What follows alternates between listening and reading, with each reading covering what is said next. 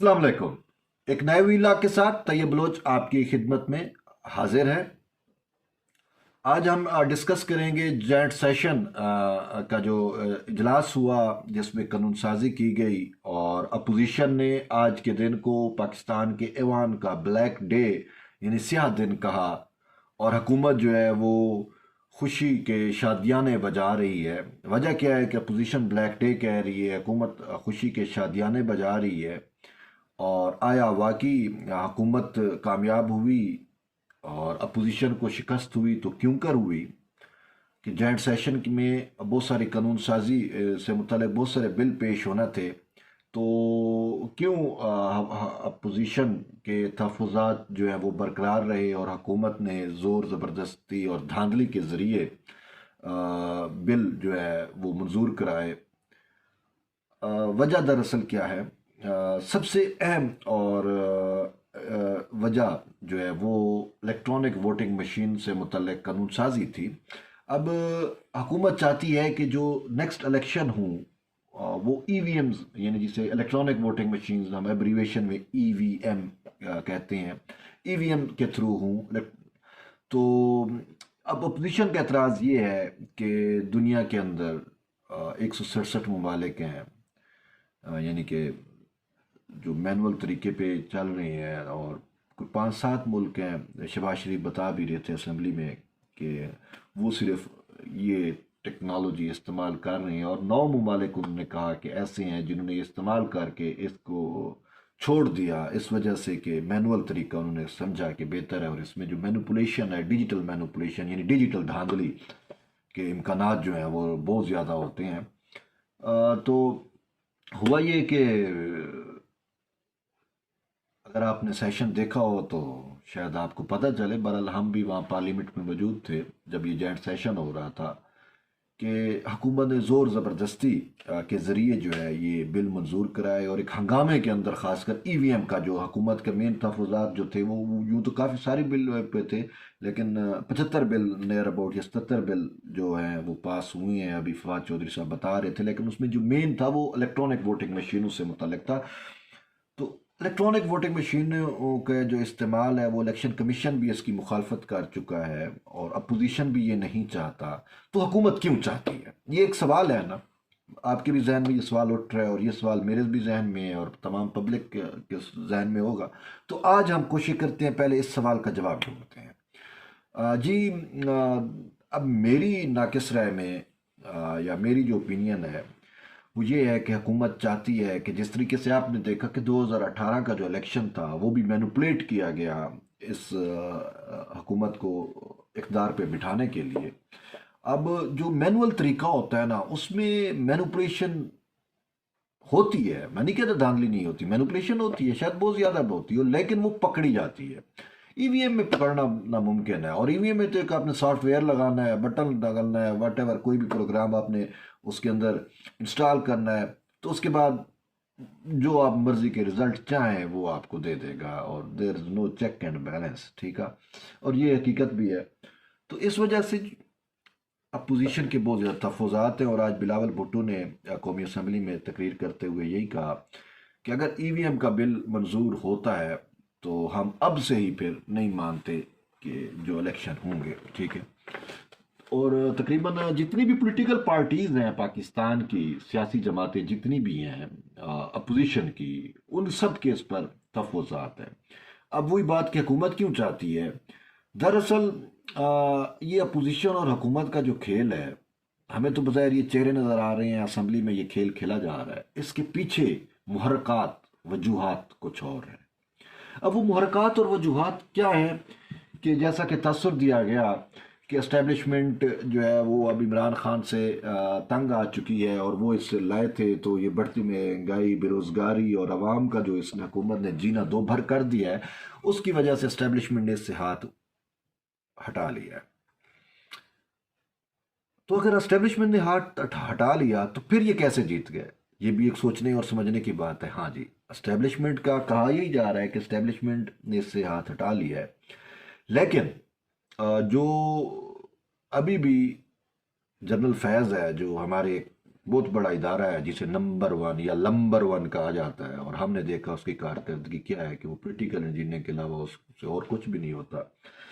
ثانیہ Peshawar public school دیکھ لیں، انہوں نے کیا کیا، بس چھوڑ دیں، نمبر ون رہے، ٹھیک ہے، ہیں، بس ہم بھی مانتے ہیں۔ تو اس کا ایک جنرل صاحب ہے فیض حمید صاحب، جن کا تبادلہ تو ہو چکا ہے، مطلب ٹرانسفر ہو چکا ہے، اور انہوں نے کور کمانڈر پشاور ان کو تعینات کیا ہے، لیکن وہ ابھی تک چمٹا ہوا بیٹھا ہے، اور اسی ٹائم بھی اس نے 22 نومبر کی کہا تھا کہ 20 نومبر کو، اب ان کی جگہ جو جنرل ندیم لگے ہیں وہ کراچی سے اپنا چارج دے کے یہاں پہ آ چکے ہیں، لیکن اب یہ فیض جائے گا تو وہ چارج سنبھالے گا۔ تو فیض کیوں چمٹا ہوا، اور اینڈ تک فیض نے کیوں یہ اٹیمپٹ کی؟ دراصل ہوا کچھ عرصہ پہلے، میں آپ کو حقیقت بتاؤں جو میری معلومات ہیں، ٹھیک ہے، وہ ہوا کچھ عرصہ پہلے، تقریباً 3 4 ماہ کی پرانی بات ہے، کہ فیض صاحب نے اپنے آرمی چیف صاحب کو آذربائیجان بھیجا، کیونکہ آرمی چیف کی جو سیکیورٹی اور وزٹ وغیرہ اس کو بھی شیڈول جو ہے وہ ایسے ہی کرتی ہے، تو انہوں نے اس کو بھیج دیا آذربائیجان، اور اس کے بعد انہوں نے خان صاحب سے میٹنگ کی، بلایا خان صاحب کو اپنے اس میں دفتر میں، تو وہاں پہ سنا ہے کہ یہ چیز طے ہوئی کہ اگر آپ مجھے آرمی چیف بنا دیں تو نیکسٹ ٹینیور بھی آپ کا پکا۔ اب باجوہ صاحب نے ریٹائر ہونا ہے، مطلب اس کی ایکسٹینشن تقریباً ہونے کو ہے، اس کے بعد آرمی چیف کا معاملہ اٹھنا ہے، تو فیض نے اپنے طور کے اوپر یہ فارمولہ طے کیا، تو وہ فیض جو ہے وہ تقریباً جونیئر ہے، اب 11 کور کمانڈر سمیت 11 جو جنرل ہیں وہ بھی پاورفل ہیں، تو وہ اگر فیض آرمی چیف بنتا ہے تو وہ متاثر ہوں گے، آلریڈی جو باجوہ صاحب کی ایکسٹینشن ہے اس سے بھی وہ بہت کافی سارے جنرل متاثر ہوئے، اور آرمی کے اندر پھر یہ ہوتا ہے کہ جب آپ کا جونیئر آپ سے اوپر کے رینک پہ آ جاتا ہے تو پھر آپ گھر چلے جاتے ہو، ٹھیک ہے نا، سینئر بندہ جونیئر کے نیچے تو کام نہیں کرتا نا، تو یہ آرمی کا ایک طریقہ ہے۔ تو وہ جو لوگ تھے انہوں نے سنا کہ ان کے پاس بھی ساری انفارمیشن تھی کہ کس طریقے سے پولیٹیکل انجینئرنگ مینوپولیشن ہو رہی ہے اور کیا کیا معاملات چل رہے ہیں، تو یہ جو چیز بات میں نے آپ کی کہی کہ یہ گٹھ جوڑ ہو گیا تھا فیض اور خان کا، تو یہ گٹھ جوڑ جو ہے یہ باجوہ صاحب کی نالج میں لایا گیا، اور ان کو فورس بھی کیا گیا کہ آپ چونکہ آرمی کے ہیڈ ہیں، آپ اس ادارے کے ہیڈ ہیں، اور اب یہ ہمارے وقار کا معاملہ ہے، تو you should have to undo it, یعنی کہ جو آپ نے یہ رجیم بٹھائی، جو آپ نے یہ معاملات کیے، اب اس کو آپ انڈو کریں، یعنی کہ جو پولیٹیکل انجینئرنگ ہوئی اب اس کی ریورس انجینئرنگ کریں، ٹھیک ہے۔ تو وہ ریورس انجینئرنگ کا جو ہے وہ ہمیں نظر آ رہا ہے کہ وہ ریورس انجینئرنگ شروع ہو چکی ہے، یعنی کہ فیض صاحب کے کور کمانڈر کا جب سے فیصلہ ہوا تو وہ ریورس انجینئرنگ شروع ہوئی، لیکن اب ابھی تک اس کے اثرات نظر کیوں نہیں آ رہے، اور پھر حکومت کیوں جیت گئی پارلیمنٹ کے اندر، یہ بات سمجھنے کی ہے۔ حکومت کو پارلیمنٹ میں اس وجہ سے جیت ہوئی کہ اب میں آپ کو حقائق بتاتا ہوں، بلاول صاحب نے بھی کہا، اب دیگر رہنماؤں نے بھی یہی بات کی کہ کس طریقے سے اپوزیشن، مطلب ایک جو حکومتی ممبران ہیں جو گھر تھے، جو چھٹیوں پہ تھے، جو نہیں آنا چاہتے تھے، جو ابسینٹ رہنا چاہتے تھے، مطلب یہ ان کا اپنا وہ ہوتا ہے کہ وہ اب کلبھوشن کا کو این آر او پہ کوئی پاکستانی نہیں دے سکتا، ٹھیک ہے نا، مطلب میں پاکستانی اور میں سوچتا ہوں ایک انڈین جاسوس ہے اس کو میں کیسے، تو اس ٹائپ کے بہت سارے لوگ تھے جو کہتے تھے کہ بھئی تاریخ میں ہم پر قصوروار نہ ٹھہرے، جن کا ضمیر تھا جو جاگ رہے تھے یا جاگ گیا جن کا ضمیر، انہوں نے اپنے آپ کو الگ کیا، تو زبردستی فون کیے گئے، اور یہاں تک کہ بھی پولیس بھیجی گئی کہ آپ اجلاس میں شریک ہوتے ہیں تو ٹھیک، بس صورت دیگر آپ کو اٹھا کے لے جایا جائے گا، اور جس کی مثال، مطلب ہے میں جس کے اوپر ایک سٹیمپ لگائی مور سبت کی، وہ خود پی ٹی آئی کے ایم این اے رکن اسمبلی جو ہیں عامر لیاقت، ڈاکٹر عامر لیاقت، انہوں نے آج خود میڈیا کے صحافی کے ایک سوال کے جواب میں کہا بھائی ہم خود نہیں آئے، ہمیں لایا گیا، تو ان کو کون ڈریگ کر کے، کون گھسیٹ کے لایا؟ تو وہ اب یہی ہے کہ اب میں آپ کو ایک اور اس کی آف دی ریکارڈ چیزیں تھیں، لیکن بہرحال آپ تک پہنچانا ضروری ہے تاکہ آپ پورے جو پس منظر ہے، جو سیاسی منظر نامہ ہے اس کو سمجھ سکیں۔ وہ یہ کہ سنا یہ ہے کہ ایم کیو ایم اور جو کاف لیگ تھی، کیو لیگ، جو اسٹیبلشمنٹ کی اپنی پارٹیز ہیں، باقی بھی تقریباً ہیں لیکن یہ تو دو، تو ان کی بات سنا کہ باجوہ صاحب سے ملاقات ہوئی تو باجوہ نے کہا کہ آپ نے اپوزیشن کے ساتھ رہنا ہے، ٹھیک ہے، پھر اس کے بعد سنا کہ جب فیض صاحب کو پتہ چلا آئی ایس آئی کے ہیڈ کو، تو انہوں نے فوراً ان کو کال کی اور کہا کہ آپ مجھے ملیں، تو یہ گئے اور ان کو مجبور کیا گیا کہ آپ نے جو ہے نا وہ حکومت کو ووٹ دینا ہے اور ای وی ایم کے حق میں جو ہے نا آپ نے خاص لازمی طور پہ اس کو کامیاب کرانا ہے، ٹھیک ہے۔ تو اب سوال یہ ہے کہ یار ایک جنرل آئی ایس آئی کا وہ اتنا طاقتور ہے کہ 7 کور کمانڈر یا وہ جو 11 جنرل ہیں اس سے بھی طاقتور ہے، بھارت اس نے اپنی طاقت ظاہر کی، اور یہ جو آج حکومت کی قانون سازی ہوئی اس میں واقعی اس کی طاقت ہی ہے، ورنہ ناممکن تھا۔ دیکھا ہم نے اس سے پہلے جو ہوا، حکومت خود جوائنٹ سیشن اجلاس بلا کے ہی بھاگ گئی تھی، ٹھیک ہے۔ تو پھر انہوں نے ایک منصوبہ بندی کے تحت سارا سسٹم یہ بنایا۔ تو آج بہرحال جو میں نے آپ کو کہا کہ معاملہ کیا ہے وہ آپ سمجھ گئے ہوں گے اب۔ تو ابھی 20 نومبر کا انتظار ہے، ٹھیک ہے۔ آج فیض صاحب نے صدر صاحب سے الوداعی ملاقات کی ہے، خان صاحب سے بھی ان کی الوداعی کیا تھا کہ 19 کی شام کو یا 20 کی صبح وہ چلے جائیں گے، تو جنرل ندیم آئیں گے تو پھر دیکھیں گے کہ یہ سچویشن کیا یہاں پہ ہوتی ہے۔ اگرچہ برملا آن دی وہ جو ہوتا ہے کہ بار بار یہ ٹویٹ بھی کیا جاتا ہے آئی ایس پی آر سے کہ ہم سیاست نہیں کرتے، لیکن آپ دیکھ رہے ہو یہ چیزیں جو میں نے آپ کو بتائی ہیں یہ ان کا ایک سیاسی کردار ہے، اور انفارچونیٹلی آج یہ سوال بھی ہوا بلاول بھٹو سے کہ یہ سیاستدان انڈیویجلی یا کولیکٹیولی واٹ ایور یہ کیوں جاتے ہیں پنڈی والوں کے پاس، تو ان کو نہیں جانا چاہیے۔ تو بلاول نے کہا کہ ان کو، میں بھی اس چیز کے حق میں نہیں ہوں کہ ان کو، ہم بھی اس کی مخالفت کرتے ہیں۔ انہوں نے کہا لیکن ایک وقت انشاءاللہ آئے گا کہ ہر ادارہ اپنے حدود میں، اپنی قیود میں، اپنی جو کانسٹیٹیوشنل ڈومین ہے اس کے اندر رہ کے وہ کام کرے گا، اور انہوں نے پارلیمنٹ کی طرف اشارہ کر کے کہا کہ دس پارلیمنٹ از سپریم، اور پارلیمنٹ نے عوام کے فیصلے کرنے ہیں، ملک کے فیصلے کرنے ہیں۔ تو انشاءاللہ ایسا وقت آئے گا، اور وی آر آل ہوپ فل، اور مایوسی گناہ ہے تو امید تو رکھنی چاہیے، اور دنیا بھی کہتے ہیں امید پہ قائم ہے۔ تو بہرحال ہم واپس آتے ہیں کہ الیکٹرانک ووٹنگ مشینوں پہ جو ہے وہ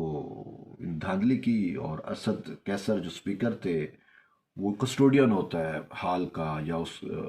پارلیمان کا، تو وہ کسٹوڈین جو تھا وہ اپنے آپ کو اس نے جانبدار کیا، ٹھیک ہے۔ اپوزیشن کو وقت نہیں دے رہا تھا، جب بلاول کی باری آئی اس کو بولنے کا موقع نہیں دے رہا تھا، جس پہ احتجاج ہوا، پھر اور بھی جو کاؤنٹنگ ہوئی، اب کاؤنٹنگ میں مطلب ہے وہ ہاتھ کھڑے کر کے یا وائس وٹ ایور آپ کے سامنے ایک چیزیں ہوئیں کہ وہ کاؤنٹنگ کا جو عمل ہے وہ شفاف نہیں ہے، تو اسی وجہ سے پاکستان پیپلز پارٹی نے اس وہ کاؤنٹنگ کے عمل کو اور پورا ریکارڈ جو ہے اس کو چیلنج کرنے کا فیصلہ کیا، اور کہا کہ سامنے لایا جائے۔ اور اس طریقے سے جب یہ ووٹنگ ہوئی تو دھاندلی ہوئی، زور زبردستی سے ہوا، تو اپوزیشن جو ہے وہ واک آؤٹ کر کے چلی آئی، اور پھر باہر انہوں نے میڈیا ٹاک بھی کی۔ اپوزیشن لیڈر جو ہے شہباز شریف ہیں، پھر بلاول بھٹو جماعت اسلامی کے تھے، اور ساتھ جو ہے وہ میر حیدر خان ہوتی، جو دیگر پولیٹیکل پارٹیز جو ہیں وہ پی ڈی ایم کے ساتھ ہیں یا پاکستان پیپلز پارٹی کے ساتھ ہیں، تو they are all talked on that issue, کہ انہوں نے اس معاملے پہ جو ہے وہ تفصیل سے بات کی، اور انہوں نے کہا کہ ہم اس کو چیلنج کریں گے اور ہر فورم پہ جائیں گے، تو پاسبل ہے سپریم کورٹ میں بھی آئے۔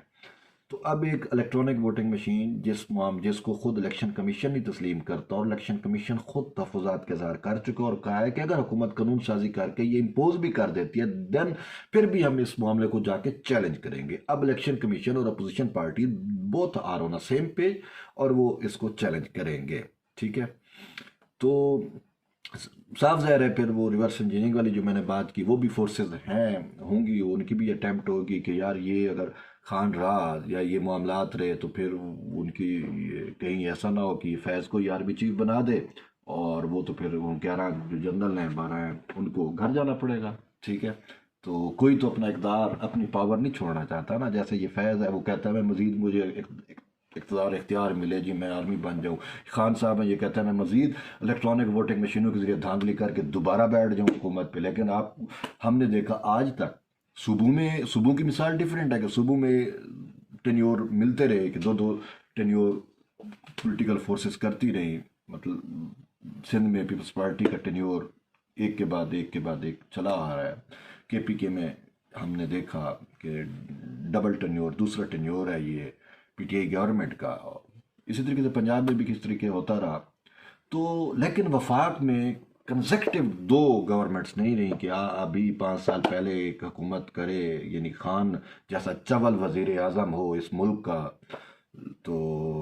پھر وہ دوبارہ وہ چول بٹھا دیا جائے اس ملک پہ. تو میرا نہیں خیال اگر ایسا ہوتا ہے تو وہ شاید اب عوام جو اس مافیا سے تنگ ہے، جو 50 والی چینی 150 میں خرید رہی ہے، 60 روپے لیٹر والا پیٹرول جو ہے وہ 140 میں ڈلوا رہی ہے، وہ تو شاید برداشت نہیں کرے گی. مجھے ڈر ہے کہیں وہ عوام جو ہے وہ روڈوں پہ نکل نہ آئے اور ان کے جیسے انقلاب فرانس آیا تھا، ٹھیک ہے نا، ان کے جو بھی موٹی توند دے کے اس میں خنجر گھوپ کے یا چیزیں نکال نہ لے. بٹ مطلب یہ چیزیں ہیں کہ جب پھر یہی ہوتا ہے نا یار، جب آپ عوام کی ول کو مینوپولیٹ کرتے ہو، جب آپ عوام کے مینڈیٹ کو مینوپولیٹ کرتے ہو، اور اس پپٹس گورنمنٹ بیٹھتی ہیں، اس ٹائپ کے نااہل لوگ بیٹھتے ہیں، ٹھیک ہے، جس کے سٹیٹ آف مائنڈ بھی ڈیفرنٹ ہوتے ہیں. وہ جب ڈوز لگا لیتے ہیں تو وہ ڈیفرنٹ سٹیٹ آف مائنڈ میں، جس یار یہ ملک کا وزیر اعظم ہے، جس کو یہ بھی نہیں پتہ چلتا کہ ڈالر کی قیمت، وہ کہتا ہے مجھے میری بیوی بتاتی ہے. لعنت ہے یار ایسے شخص پہ. اور ایسے میں کیا کہوں، عوام بس اب ہم عوام پہ کیا کہہ سکتے ہیں، عوام نے تو کسی اور کو ووٹ ڈالا تھا، کسی اور کو ملا، لیکن لعنت ہے ان لوگوں پہ جو اس کو لے کے آئے ہیں. سمپل بات ہے، ٹھیک ہے. تو بہرحال اب یہ سارے معاملات آپ کے سامنے ہیں، دیکھتے ہیں ابھی آگے کیا ہوتا ہے. لیکن وہ جو 20 کا میں نے آپ کو فگر بتایا نا، 20 نومبر کی جو تاریخ بتائی ہے وہ بڑی امپورٹنٹ ہے. اس کے بعد صورتحال کافی کلیئر ہوگی اور دیکھیں گے کہ واقعی ریورس انجینئرنگ ہوتی ہے یا یہی گدے ہمارے سلوں پہ مسلط رہتے ہیں، یا یہی اللہ کا عذاب ہم پہ ابھی تک سوار ہے. میری جو رائے ہے، یہ جو عوام کے اوپر تحریک انصاف کی صورت میں جو حکومت قائم ہے، یہ ایک اللہ کا بھی عذاب ہے یار، ٹھیک ہے. نیچر بھی آپ سے بدلے لیتی ہے، کیوں نہ بدلے لے. جب آپ ایک منافق انسان کو، جب آپ ایک جھوٹے ترین انسان کو، ٹھیک ہے، جو ہے وہ صادق و امین، اور وہ بھی عدالتوں کے ذریعے، یار یہ آپ کی معیار ہے آپ کی کورٹ آف لا کا. وہ ثاقب نثار جس نے اس کو صادق و امین ڈکلیئر، وہ کہتا ہے جی وہ میرے پاس تو جی وہ محدود فیکٹس تھے، میں وہ سیتا وائٹ والا نہیں دیکھ سکا، میں یہ نہیں دیکھ سکا اس نے کہاں سے کیا زنا بھی کیا اور اس کی ناجائز بیٹیاں بھی ہیں، یہ وہ تو میرے پاس تھا نہیں، تو میں اس کو صادق و امین میں وہ اس میں جاتا، میں نے تو وہ فیکٹس دیکھے ہیں. اس خبیث سے یہ پوچھنا چاہیے کہ بابا جب آپ یہاں پہ فیصلہ کر رہے تھے سپریم کورٹ کے اندر بیٹھ کے، اس ٹائم شرعی طور کے اوپر آپ کو یہ نہیں بتایا گیا، وہاں پہ جو دیگر اس کے مخالف وکلا تھے ان کے فریقین نے بتایا کہ بھائی صادق و امین صرف ایک ذات ہے، اور وہ ذات مطلب ہے صادق و امین جو ہے وہ صرف پیغمبر کی ذات ہو سکتی ہے، کوئی عام شخص، کوئی عام انسان نہیں ہو سکتا. ان خبیثوں نے اس منافق انسان کو، اس جھوٹے انسان کو جو یو ٹرن لے لیتا ہے، اپنی بات سے مکر جاتا ہے، اس کو صادق و امین بنا کے ہمارے سروں پہ سوار کیا، تو پھر یہ تو حشر ہونا ہے ملک کا. پھر اب عوام کے ساتھ تو یہی کچھ ہوگا، ٹھیک ہے. تو ابھی بھی وقت ہے کہ اپوزیشن کو بھی چاہیے کہ وہ عوام کے لیے فیصلے کرے اور متحد ہو جائے اور ایک یونائٹڈ ہو کے اور اس کے خلاف سینہ سپر رہے. اور جبکہ وہ لوگ جو اب انڈو کرنا چاہتے ہیں، جو ریورس انجینئرنگ پہ ہیں، ان سے یہ ہے کہ بابا جلدی کرو، ٹھیک ہے، جو بھی کرنا ہے جلدی کرو، عوام کی اس رجیم سے، اس سے جان چھڑاؤ اور اس فیض کو بھی کھڈے نہ لگاؤ، ٹھیک ہے. وہ جنرل، سمپل بات ہے، آرمی کے جب بھی کوئی فوجی آرمی میں مطلب ہے شخص آرمی کو جوائن کرتا ہے تو وہ ایک حلف لیتا ہے، اور اس حلف میں لکھا ہوتا ہے کہ میں خود کو سیاسی ایکٹیویٹیز میں انوالو نہیں کروں گا. اور جو جنرل ایسا کرتا ہے وہ نہ صرف اپنے حلف کی بلکہ وہ اپنے پاکستان کی کانسٹیٹیوشن کی بھی خلاف ورزی کرتا ہے، اور وہ اس ریاست سے بھی وفادار نہیں ہوتا. آئے ہمیں سبق سکھانے والے، بھائی آپ خود اپنے وہ دیکھو، آپ کا آئین اور قانون یہ کہتا ہے جس سے آپ حلف لیتے ہو، آپ اپنے حلف کی خلاف ورزی کرتے ہو، اور جو حلف کی خلاف ورزی کرے، چاہے وہ جنرل ہو، چاہے وہ بریگیڈیئر ہو، چاہے کچھ، اس کو تو خدا کی قسم لٹکا دینا چاہیے. اب وہ آرٹیکل 6 کی ایک سزا ملی نا جنرل پرویز مشرف کو، تو اب اس جج کو بھی بیچارہ چلا گیا سیٹھ وقار. خدا کی قسم جنرل مشرف کو گھسیٹ کے لے کے آتے اور اس پہ یہاں پہ پارلیمنٹ کے سامنے ڈی چوک پہ اس کو عوام کے سامنے لٹکاتے، تو میں دیکھتا جرنیلوں کو پھر کیسے جرات ہوتی. یہ جرنیل لڑ تو سکتے نہیں ہیں، لڑنے کا کام آتا ہے تو ہتھیار پہن کے آ جاتے ہیں، لڑنا ہے تو عوام سے لڑنا ہے، اٹھانا ہے تو مسک پرسن لوگوں کو اٹھا لو، اپنی عوام پہ ظلم کرتا ہے. آپ نے کرنا کیا ہے؟ کلبھوشن کو تو آپ NRO دلواتے ہو، کشمیر پہ تو آپ نے سرنڈر کر دیا، سوائے گانے بنانے کے آپ کے پاس رہا کچھ نہیں ہے. ISPR کیا کر رہا ہے؟ سب سے زیادہ اس کی انویسٹمنٹ جو وہ فلم انڈسٹری میں یا گانوں میں ہے، باقی آپ نے کرنا کیا ہے؟ ہیبرڈ وار لگا رکھی ہے. بھئی ہیبرڈ وار کیا ہے؟ یہ آپ ہی ہیبرڈ وار کے ایجنٹ ہو، خدا کی قسم، یہ جو ملک پہ واقعی میں ہیبرڈ وار سے ڈینائی نہیں کر رہا، ہاں پاکستان پہ ہیبرڈ وار نافذ ہے، بٹ وہ ہیبرڈ وار خود ان اسٹیبلشمنٹ والوں نے ہم پہ نافذ کی ہوئی ہے، اس عمران خان کی صورت میں کہ وہ 50 روپے کلو جو چینی عوام کو ملتی تھی وہ 150 روپے کلو مل رہی ہے، عوام کا جینا دو بھر ہو گیا ہے۔ انہوں نے IMF، وہ جو عالمی استعمار ہے، اس کے اکانومک ہٹ مین یہاں پہ بنے ہوئے ہیں اور عوام کا استحصال خون نچوڑ رہے ہیں۔ ادویات کسی بھی چیز میں چلے جاؤ یار۔ بہرحال ٹائم بہت ہو گیا ہے، 20 منٹ تک، تو ابھی مجھے اجازت دیں، تھوڑا سا ہائپر ہو گیا، لیکن بنتا ہائپر ہونا بننا،